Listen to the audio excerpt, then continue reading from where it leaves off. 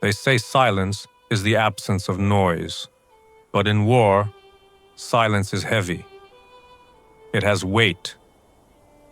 After the screaming metal of the bombed train, the silence of Karów felt like a thick wool blanket wrapped around my head. We arrived in this small village, dusty, shaken, but breathing. Karów wasn't a city. It was a cluster of wooden houses huddled around a church, lost somewhere in the vastness of the east.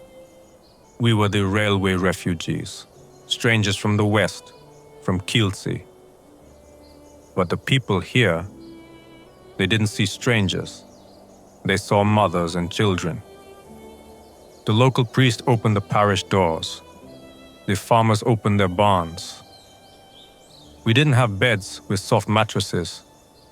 We slept on hay covered with linen sheets that smelled of dried lavender and old wood. But for the first time in days, when I closed my eyes, I didn't see the twisted metal on the tracks. I saw the wooden beams of a barn roof, and that was enough. Life in Karów quickly fell into a rhythm. It's strange how quickly humans adapt. My mother, Mary, who was used to her sewing machine and her orderly kitchen in Kielce, was now peeling mountains of potatoes alongside peasant women. They didn't speak much. The dialects were different. But the language of worry is universal. A nod, a sigh, a shared look at the children playing, that was their conversation. For us, the children, the war seemed to pause. It was hiding, holding its breath. The local girls, robust and cheerful, took pity on us city boys. One of them, I think her name was Olena, or maybe Olga, memory blurs the names but keeps the feelings sharp, took a shine to me. She was older, maybe 17, with a braid as thick as a rope swinging down her back. One afternoon, she found me sitting by the fence, throwing stones at a bucket. "Come," she said, gesturing with a smile. "You look like you need to see the world from higher up." She took me to the stables. There was a horse there, a massive, gentle giant used for plowing. His coat was rough and smelled of earth and sweat. Olena laced her fingers together to make a step. "Up you go, little knight," she laughed. I scrambled up. The world looks different from the back of a horse. The fear that had been gnawing at my stomach since Kielce suddenly vanished. As the horse began to walk, a slow, rocking stomp across the meadow, I felt tall. I felt powerful. The wind brushed my face, and for 20 minutes, I wasn't a refugee. I wasn't a boy running from bombs. I was an explorer. I was a king surveying his lands. Olena walked beside me, humming a song I didn't know. The sun was warm on my back. It was the last time I remember feeling purely, simply happy. It was a stolen moment. A fragment of a childhood that was already dead, ghost dancing in the afternoon sun. Because while we were looking at the meadows, the horizon was already changing color. I didn't know that back then. But the date was September 17th. Rumors moved faster than tanks. The Bolsheviks, the farmers whispered, spitting on the ground. The Soviets. We had run east to escape the Germans. We had run straight into the jaws of the bear. The Red Army was crossing the border, claiming they were coming to protect us. But the fear in the eyes of the locals told a different story. The atmosphere in Karów shattered. The safety we felt. It evaporated like mist. We were trapped, caught in a vice, between the Wehrmacht pushing from the west and the Red Army rolling from the east. A meeting was held in the parish house. The mothers, my mother included, huddled together. They had to make a choice no mother should ever have to make, a choice that could define our future. Stay here, under Soviet rule, in a land that wasn't ours, with winter coming, or try to go back to the German occupation, back to Kielce. At least in Kielce, we have families, my mother said. Her voice didn't tremble. At least there, we have a home. The decision was made. We were going back. But the borders were closing.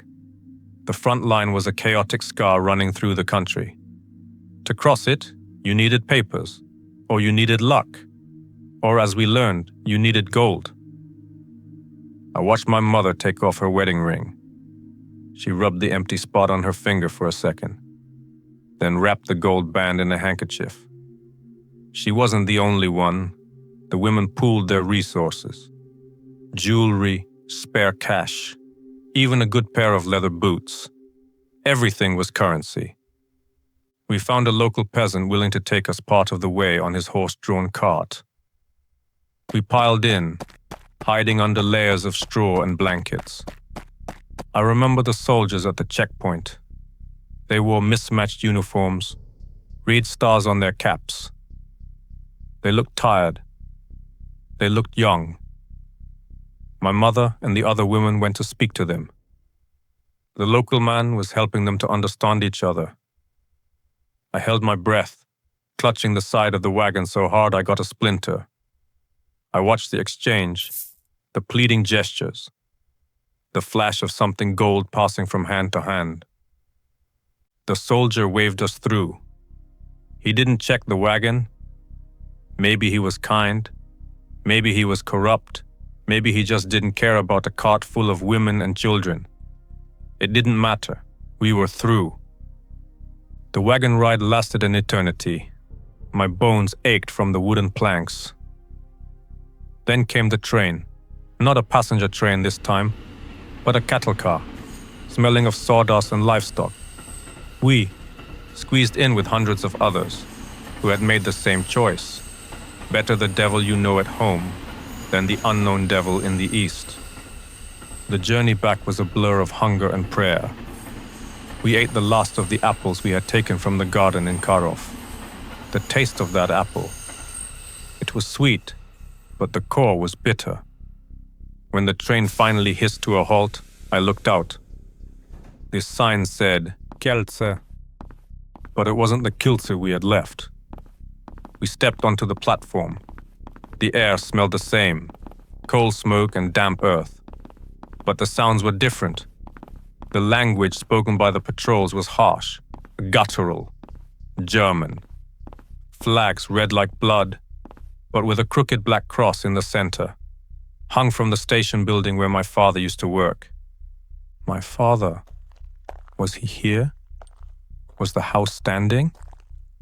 We walked home through the familiar streets. The curtains in the windows were drawn tight. People walked fast, eyes fixed on the pavement. When we reached our gate, the chickens were gone. The garden was overgrown. But the house was there. My mother unlocked the door. The air inside was stale, trapped in time since August. She dropped her bag and sat on the kitchen chair, burying her face in her hands. She didn't cry. She just sat there, breathing in the smell of her own home. I went to my room. My slingshot was where I left it. My books were on the shelf, but I didn't touch them. I wasn't the same boy anymore. I had seen the broken train. I had ridden the horse in the eye of the storm. I had crossed the line between empires. I was back in Kielce. I was safe, for now. But as I looked out the window at the German patrol marching down our street, I knew it was just the beginning.